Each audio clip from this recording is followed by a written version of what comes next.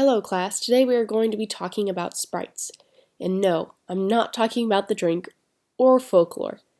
Sprites are two-dimensional images or animations overlaid into a scene. They are the non-static elements within a 2D game moving independently from the background. They are often used to represent player-controlled characters, props, enemy units, etc. There are also sprite sheets which are composed of multiple sprites. Take, for example, a character sprite sheet. It will usually include a character's walk in multiple directions, an idle motion, and sometimes an attack or death sprite. Game designers use sprite sheets to help keep their sprites in order. They can have multiple sprite sheets with each one having either a character or object as the focus. There are even sprite sheets that focus on the world levels themselves.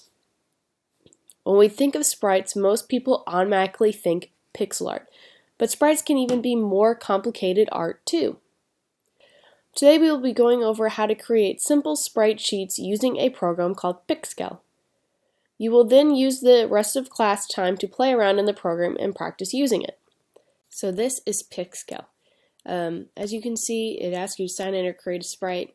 A sign is actually going away, so you don't need to create an account for this. All you're going to do is click straight into create a sprite.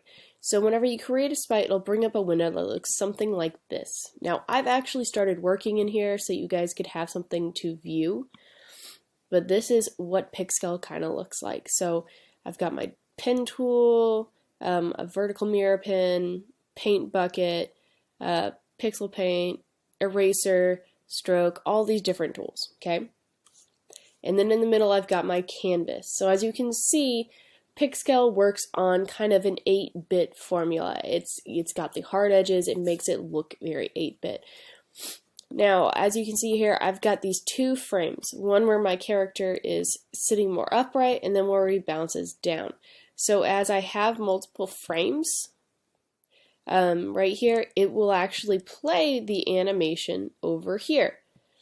Now, if your animation is going very quick, if I have mine at 15 frames, he's moving really quick. That's what FPS stands for, is frames per second. So I'll put him down to 4 frames per second, and then I kind of like the movement there. But this is an animation that's already set up, right? This isn't something that you're playing around in.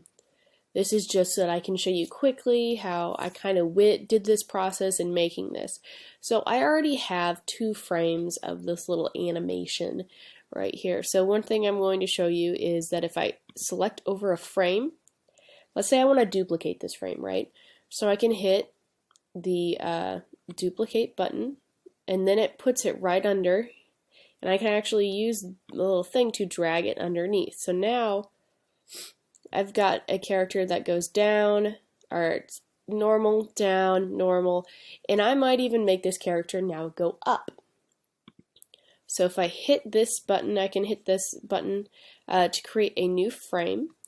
Then if I hit this little button right here called an onion skin, it allows me to see the frame that was underneath.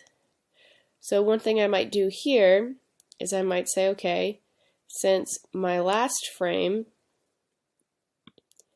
had my character, let me try this again, had my character going, you know, like normal, down, normal, maybe this is an up, right? So maybe I move my character up. So what I'm going to do is that with my onion skin on, I'm going to draw my character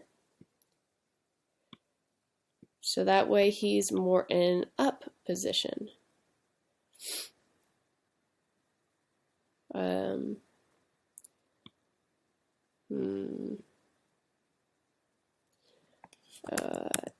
It takes me a little bit if I'm trying to think about where things are on this last character, so.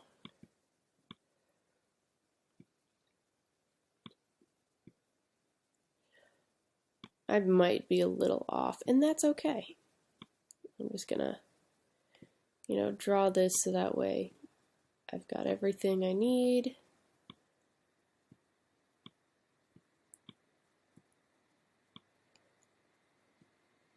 And it looks like I'm an extra frame off, and I can always go back and edit these. I just want to get something on here for y'all. And so I might have it to where his arms are instead going down like that. And then color in his little arm. That onion skin over here is what's allowing me to see the layer underneath. So when I draw, I can really tell where things need to be. I'm not totally, like, I'm doing this quickly. I would expect you guys to take more time on it. But this is just a quick rendition of how I kind of animate using this program, how I create these sprites.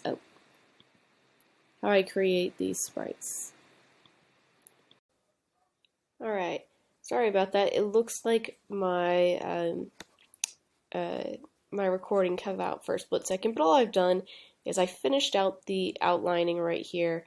And so after I finish out that outlining, I'm going to change from my pen tool over to my paint bucket. And then one thing that I really like about the paint bucket is that it saves any colors that I've used. So like I was using black, and then I actually have the colors of his skin, or his little ball skin, whatever you want to call that right there. I'm going to turn the onion skin off so that way I can see him a little better. And then I'm going to go over, grab red, going to put some red for his feet, and then of course he's got his white little knuckles gloves, so I'm gonna paint bucket this in. And as you see, there's a lot of different tools on here. You can play around with the tools. You know, that's really what today is about. I just want to go over how to do this. So I've got my frames in order, so you know, neutral down, neutral up, and so this creates an idle animation. So an idle animation, as we can see in this corner, is an animation that's used for like when a character is just standing there on screen. So just having a character that blatantly stands there or does nothing gets really awkward. So after a while they'll say, like, if the character hasn't moved in so long, play this idle. And so it keeps the screen like more visually appealing. Alright, let me move this over a little bit more. So the other thing is I can turn my FPS, or my frames per second, down and up. Right, so do I want to move him really fast? Do I want to move him like super slow? Oh, 0, he's not going to move at all. Super slow. I would say probably about like 5 or 6 would be good for him. It's not so much anything it's going to make a difference here, but it will make a difference, you know, later on. So I'm going to come in here. I'm going to come over here to this side, and you can see you have preferences, resize, save, all these things. So instead of doing anything like that, I'm going to go to export. Okay.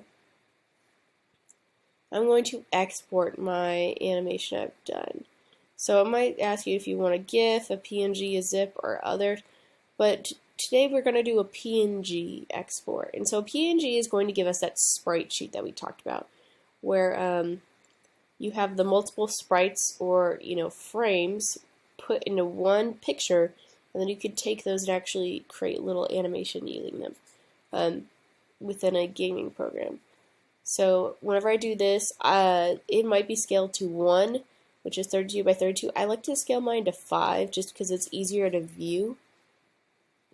And it's going to ask you how many columns and rows. So I can put it at 1 column and have it go 4 rows, right? So 1 column and just 4 rows down. I can also do 2 columns, so it's like 1 column has 2 pictures, the next column has 2 pictures.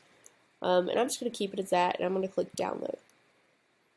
So once I download it, I can open it up. You can see here's my finished little sprite sheet. So that's all I want you guys to practice doing, is practice working in Pixel. Play around with the tools here. I didn't go over all of them, but there are a lot of different tools you can use.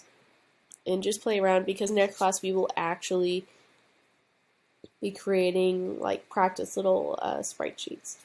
But yeah, alright, that's kind of your assignment for the day. It's just to, you know, watch this video and then play around in this website. It is www.pixscale.com.